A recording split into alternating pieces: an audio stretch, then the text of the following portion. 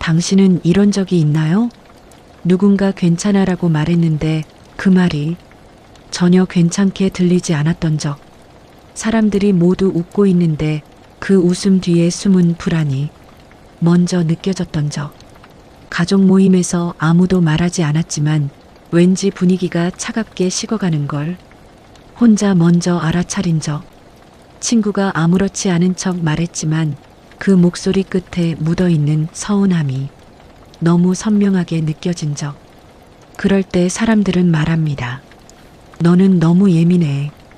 별걸 다 신경 쓴다. 그냥 좋게 생각하면 안 돼? 하지만 정말 그럴까요? 정말 당신이 너무 예민한 걸까요? 어쩌면 당신은 남들이 그냥 지나치는 것을 조금 더 빨리 알아차리는 사람일지도 모릅니다. 오늘은 그런 사람들의 마음에 대해 이야기해 보려 합니다. 남들이 못 보는 것을 보는 사람들, 그리고 그들이 왜 자주 지치고, 왜 자주 외롭고, 왜 사랑하면서도 상처받는지에 대해서요. 서연은 늘 먼저 알아차리는 사람이었습니다. 남편의 말투가 평소보다 반박자 느려지면 오늘 무슨 일이 있었구나 하고 느꼈습니다. 딸이 밥을 조금 덜 먹으면 회사에서 힘든 일이 있었구나 하고 생각했습니다. 아들이 문을 닫는 소리가 평소보다 크면 무언가 마음대로 되지 않았구나 하고 짐작했습니다. 그녀는 사람들의 말을 듣기 전에 표정을 먼저 보았습니다. 표정보다 먼저 침묵을 읽었습니다. 어느 날 저녁 가족들이 함께 식탁에 앉았습니다. 밥상 위에는 따뜻한 국이 있었고 반찬도 넉넉했습니다. 겉으로 보기에는 평범한 저녁 식사였습니다. 하지만 서연은 그날 식탁 위에 흐르는 공기가 다르다는 걸 느꼈습니다. 딸은 계속 핸드폰을 뒤집어 놓고 있었습니다. 아들은 유난히 말을 아꼈습니다. 남편은 TV를 보는 척했지만 눈은 화면을 향해 있지 않았습니다. 서연은 결국 참지 못하고 물었습니다. 무슨 일 있어? 딸이 바로 대답했습니다. 아니, 아무 일 없어. 그런데 그 말이 서연에게는 아무 일 없는 말로 들리지 않았습니다. 서연은 다시 물었습니다. 정말 괜찮아? 딸은 젓가락을 내려놓으며 말했습니다. 엄마, 나 괜찮다니까. 아들이 옆에서 말했습니다. 엄마는 또 시작이야. 누나가 괜찮다잖아. 남편도 조용히 한마디를 보탰습니다. 당신은 그들 표정 하나하나를 너무 파고들어. 그 순간 서연은 아무 말도 하지 못했습니다. 그녀는 가족을 괴롭히고 싶었던 것이 아니었습니다. 그냥 걱정됐을 뿐입니다. 그냥 보였을 뿐입니다. 하지만 가족들은 그녀에게 말했습니다. 너는 너무 예민하다고. 그만 좀 하라고. 숨 막힌다고. 그날 밤 서연은 불 꺼진 거실에 혼자 앉아 생각했습니다. 나는 왜 이렇게 많이 보일까? 차라리 아무것도 몰랐으면 좋겠다. 차라리 아무것도 느끼지 못하는 사람이었으면 좋겠다. 많이 보는 사람은 처음부터 특별한 능력을 가지고 태어난 사람일 수도 있습니다. 하지만 많은 경우 그 감각은 아주 어린 시절부터 만들어집니다. 조용히 살아남기 위해서, 혼나지 않기 위해서, 버림받지 않기 위해서, 사랑받기 위해서. 어린 시절의 서연은 집안의 공기를 읽는 아이였습니다. 아버지의 발소리가 무거우면 오늘은 말을 줄여야 했습니다. 어머니의 한숨이 길어지면 동생을 데리고 방으로 들어가야 했습니다. 부엌에서 그릇소리가 크게 나면 곧 싸움이 시작될지도 모른다는 걸 알았습니다. 누가 가르쳐 준 적은 없었습니다. 하지만 아이는 알게 됩니다. 지금 웃어야 하는지, 지금 조용히 있어야 하는지, 지금 사라져야 하는지, 지금 착한 아이가 되어야 하는지. 그렇게 아이는 사람의 표정과 목소리를 읽는 법을 배웁니다. 그것은 처음에는 능력이 아니라 생존이었습니다. 가족의 분위기를 빨리 알아차려야 덜 다쳤습니다. 부모의 기분을 먼저 살펴야 덜 혼났습니다. 누군가 화가 나기 전에 미리 움직여야 그날 밤이 조금 더 조용했습니다. 그런 아이가 어른이 되면 사람들은 말합니다. 너는 눈치가 참 빠르다. 어떻게 그런 것까지 알아? 너는 사람 마음을 너무 잘 읽어. 하지만 그 말 속에는 아무도 묻지 않는 질문이 하나 숨어 있습니다. 너는 언제부터 그렇게 사람 마음을 살펴야 했니? 언제부터 내 마음보다 다른 사람의 표정을 먼저 보게 되었니? 언제부터 편안함보다 긴장이 더 익숙해졌니? 많이 보는 사람은 사람을 잘 아는 사람이기 전에 오랫동안 불안 속에서 살아온 사람일 수 있습니다. 3. 사람의 마음을 잘 알아차린다는 것은 분명 선물일 수 있습니다. 누군가 말하지 못한 슬픔을 먼저 알아차리고 조용히 곁에 있어줄 수 있으니까요. 친구가 괜찮은 척할 때 그 말 뒤에 숨은 눈물을 볼 수 있으니까요. 자녀가 힘들어할 때 말보다 먼저 안아줄 수 있으니까요. 하지만 그 민감함이 늘 축복인 것은 아닙니다. 너무 많이 보이는 사람은 너무 많이 지칩니다. 사람들이 모여 있는 자리에 가면 그들은 쉬지 못합니다. 누가 불편해 보이는지, 누가 나를 싫어하는지, 누가 진심을 숨기고 있는지, 누가 억지로 웃고 있는지 계속 살피게 됩니다. 겉으로는 조용히 앉아 있어도 마음속에서는 수십 개의 생각이 동시에 움직입니다. 방금 저 사람 표정이 왜 바뀌었지? 내가 뭘 잘못 말했나? 분위기가 왜 갑자기 차가워졌지? 저 사람은 지금 화가 난 걸까? 아니면 피곤한 걸까? 내가 먼저 말을 걸어야 하나? 그냥 모른 척 해야 하나? 이렇게 계속 마음을 쓰다 보면 집에 돌아왔을 때 몸이 무너집니다. 특별히 한 일이 없는데도 너무 피곤합니다. 사람들과 웃고 왔는데도 어딘가 텅 빈 것 같습니다. 왜냐하면 그 시간 동안 그 사람은 함께 있었던 것이 아니라 계속 긴장하고 있었기 때문입니다. 계속 감지하고, 계속 해석하고, 계속 대비하고 있었기 때문입니다. 여기서 아주 중요한 것이 하나 있습니다. 민감한 사람은 많은 것을 알아차립니다. 하지만 알아차리는 것과 정확히 아는 것은 다릅니다. 느끼는 것과 그것이 사실인 것은 다릅니다. 예를 들어 누군가 답장을 늦게 했습니다. 그 사람은 정말 바빴을 수도 있습니다. 휴대폰을 보지 못했을 수도 있습니다. 잠깐 혼자 있고 싶었을 수도 있습니다. 하지만 과거에 자주 무시당했던 사람은 그 상황을 다르게 해석합니다. 나를 피하는구나. 내가 부담스러운가 보다. 이제 나를 싫어하나 보다. 또 버려지는구나. 그렇게 마음은 현재의 일을 과거의 상처로 읽어버립니다. 또 누군가 말수가 줄었습니다. 그 사람은 피곤한 것일 수도 있습니다. 생각이 많을 수도 있습니다. 자기 문제를 정리하고 있는 중일 수도 있습니다. 하지만 버림받을까 두려운 사람은 그 침묵을 사랑이 식은 신호로 받아들입니다. 그때부터 불안이 시작됩니다. 왜 말이 없지? 내가 뭘 잘못했지? 이 관계가 끝나는 걸까? 나만 또 매달리는 걸까? 이처럼 우리는 때때로 현재를 있는 그대로 보는 것이 아니라 과거의 상처를 통해 현재를 봅니다. 그래서 민감한 사람에게 필요한 것은 둔감해지는 것이 아닙니다. 아무것도 느끼지 않는 사람이 되는 것도 아닙니다. 필요한 것은 느낌과 해석 사이에 작은 쉼표를 두는 것입니다. 아, 내가 지금 불안을 느끼고 있구나. 하지만 이 불안이 곧 사실은 아닐 수 있구나. 내가 뭔가를 알아차렸구나. 하지만 아직 확인된 것은 아니구나. 이 작은 멈춤이 관계를 지키고 나 자신을 지키는 시작이 됩니다. 어느 날 서연은 딸과 카페에 마주 앉았습니다. 딸은 커피잔을 만지작거리며 창밖만 바라보고 있었습니다. 서연은 조심스럽게 물었습니다. 요즘 회사에서 무슨 일 있지?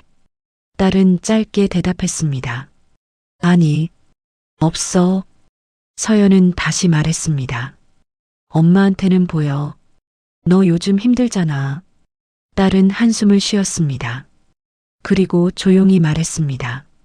엄마, 제발 나 좀 그냥 둬. 서연은 당황했습니다. 엄마는 걱정돼서 그러는 거야. 딸은 고개를 숙인 채 말했습니다. 알아. 엄마가 나 걱정하는 거 알아. 그리고 잠시 침묵하다가 조금 더 낮은 목소리로 말했습니다. 그런데 엄마가 너무 빨리 알아차리면 나는 내 마음을 말할 기회를 잃어. 서연은 아무 말도 하지 못했습니다.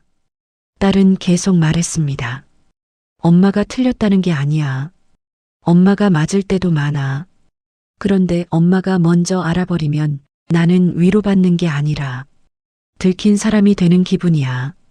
그 말은 서연의 마음을 아프게 했습니다. 그녀는 딸을 사랑했습니다. 그래서 먼저 알아차리고 싶었습니다. 그래서 먼저 도와주고 싶었습니다. 하지만 딸에게 그것은 때로는 사랑이 아니라 침범처럼 느껴졌던 것입니다. 관계에서 중요한 것은 상대의 마음을 맞히는 것이 아닙니다. 상대가 자기 마음을 말할 수 있도록 공간을 주는 것입니다. 사랑은 독심술이 아닙니다. 사랑은 기다림입니다. 알아도 조금 기다려주는 것, 보여도 바로 파고들지 않는 것, 상대가 말할 수 있을 때까지 옆에 있어주는 것, 그것이 때로는 가장 깊은 사랑입니다. 딸은 서연에게 말했습니다. 엄마, 앞으로는 이렇게 말해줘. 말하고 싶을 때 말해도 돼.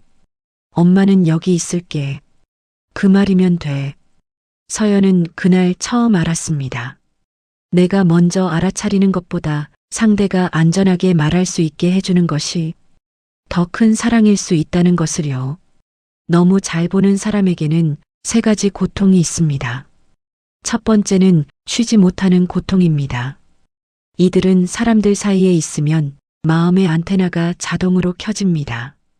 누가 불편한지, 누가 화가 났는지, 누가 나를 싫어하는지, 누가 도움을 필요로 하는지 계속 감지합니다.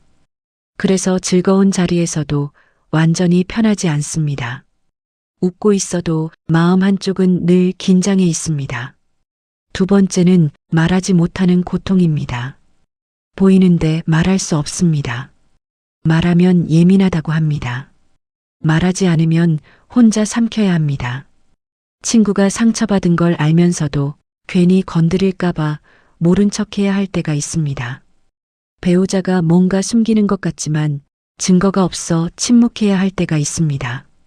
자녀가 힘들어 보이지만 부담 줄까봐 기다려야 할 때가 있습니다. 그 기다림은 쉽지 않습니다. 많이 보는 사람에게 침묵은 그냥 가만히 있는 것이 아닙니다. 속으로 수십 번 참고 수십 번 물러서고 수십 번 걱정하는 일입니다. 세 번째는 외로움의 고통입니다. 많이 보는 사람은 다른 사람을 잘 이해합니다. 상대의 아픔을 빨리 알아차립니다. 상대의 방어도, 상대의 두려움도, 상대의 외로움도 느낍니다. 하지만 정작 자신은 잘 이해받지 못합니다. 사람들은 그 사람에게 기대곤 합니다. 너는 잘 알잖아. 너는 잘 견디잖아. 너는 원래 섬세하잖아.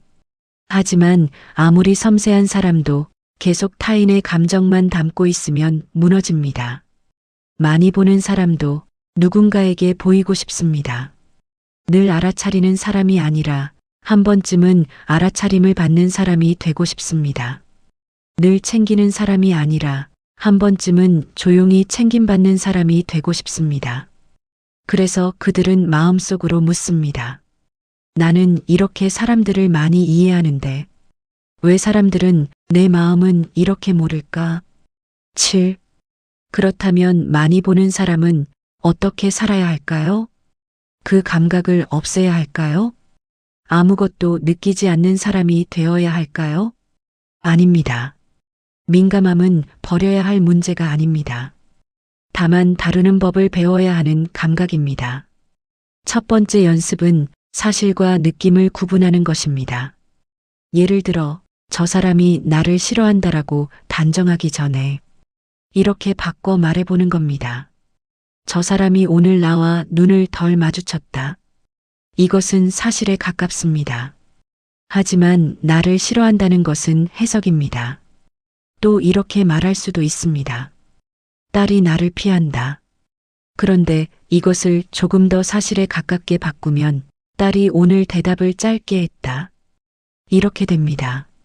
사실과 해석을 구분하면 불안이 조금 줄어듭니다.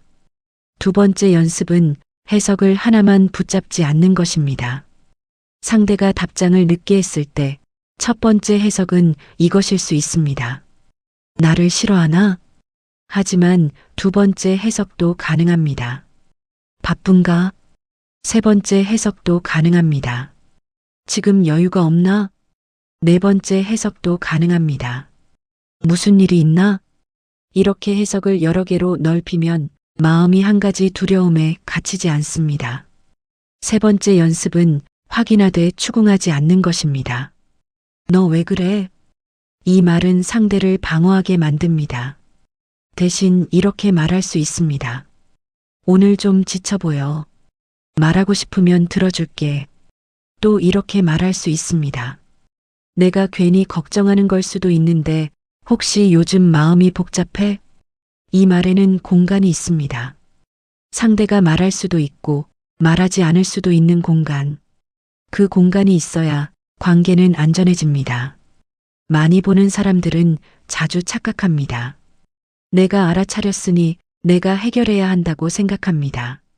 내가 눈치챘으니 내가 도와줘야 한다고 생각합니다. 내가 상대의 불편함을 느꼈으니 그 불편함을 없애줘야 한다고 생각합니다. 하지만 그것은 사랑이 아니라 과도한 책임감일 수 있습니다. 상대가 불편해 보인다고 해서 그 불편함이 모두 당신 책임은 아닙니다. 누군가 화가 나 있다고 해서 그 화를 모두 당신이 달래야 하는 것은 아닙니다. 가족 분위기가 어색하다고 해서 당신이 반드시 웃으며 분위기를 바꿔야 하는 것도 아닙니다. 누군가 침묵한다고 해서 그 침묵을 당신이 해석하고 해결해야 하는 것도 아닙니다. 사람은 누구나 자기 감정을 가질 권리가 있습니다. 불편할 권리, 침묵할 권리, 혼자 정리할 권리, 아직 말하지 않을 권리. 당신이 할 수 있는 일은 그 감정을 대신 살아주는 것이 아닙니다. 그 사람이 자기 감정을 가질 수 있도록 곁에 있어주는 것입니다. 이 말은 차갑게 들릴 수도 있습니다. 하지만 사실은 아주 따뜻한 말입니다. 나는 내 마음을 대신 책임지지 않을게. 대신 내가 내 마음을 말할 수 있을 때 여기 있을게. 나는 너를 통제하지 않을게. 대신 내가 힘들 때 돌아올 수 있는 자리가 되어줄게. 이것이 건강한 관계입니다. 사랑은 상대를 대신 사는 것이 아닙니다. 사랑은 상대가 자기 삶을 살 수 있도록 옆에서 함께 있어주는 것입니다. 서연은 상담을 받으며 조금씩 달라지기 시작했습니다. 예전 같으면 딸의 표정이 어두워지는 순간 바로 물었을 것입니다. 무슨 일이냐고, 왜 그러냐고, 엄마한테 말해보라고. 하지만 이제 서연은 잠시 멈추었습니다. 딸의 표정을 보았습니다. 그리고 마음속으로 말했습니다. 내가 지금 걱정하고 있구나. 하지만 아직 확인된 것은 아니야. 딸에게는 딸의 시간이 필요할 수 있어. 그날 밤 서연은 딸에게 짧은 메시지를 보냈습니다. 오늘 좀 지쳐 보이더라. 엄마가 묻지는 않을게. 말하고 싶을 때 말해도 돼. 엄마는 들어줄 준비가 되어 있어. 한참 뒤 딸에게 답장이 왔습니다. 고마워, 엄마. 나중에 얘기할게. 그 짧은 답장을 보며 서연은 이상하게 마음이 놓였습니다. 예전 같으면 나중에라는 말이 불안했을 것입니다. 언제 나중에? 왜 지금 말하지 않지? 나를 못 믿는 건가? 하지만 그날의 서연은 그 말을 조금 다르게 받아들였습니다. 딸이 나를 밀어낸 것이 아니라 자기 속도로 다가오고 있는 거구나. 나는 기다릴 수 있구나. 나는 당장 알아야만 하는 사람이 아니어도 되는구나. 그날 서연은 처음으로 자신의 민감함을 조금 내려놓았습니다. 그것은 포기가 아니었습니다. 사랑을 멈춘 것도 아니었습니다. 오히려 더 성숙한 사랑을 배우는 일이었습니다. 보이는 것을 모두 말하지 않는 사랑, 알아차렸지만 기다려주는 사랑, 걱정하지만 통제하지 않는 사랑. 서연은 조금씩 배워갔습니다. 다른 사람의 마음만 보는 것이 아니라 자기 마음도 보는 법을요. 남들이 못 보는 것을 보는 사람에게 가장 필요한 질문은 이것입니다. 저 사람은 지금 어떤 마음일까? 이 질문이 아닙니다. 가장 먼저 필요한 질문은 이것입니다. 나는 지금 어떤 마음일까? 나는 지금 불안한가? 나는 지금 버림받을까봐 두려운가? 나는 지금 상대를 도와주고 싶은가? 아니면 통제하고 싶은가? 나는 지금 사랑하고 있는가? 아니면 인정받으려고 애쓰고 있는가? 나는 지금 상대를 보고 있는가? 아니면 어린 시절의 나를 보고 있는가?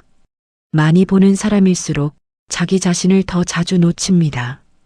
타인의 표정은 잘 읽지만 자신의 피로는 모릅니다.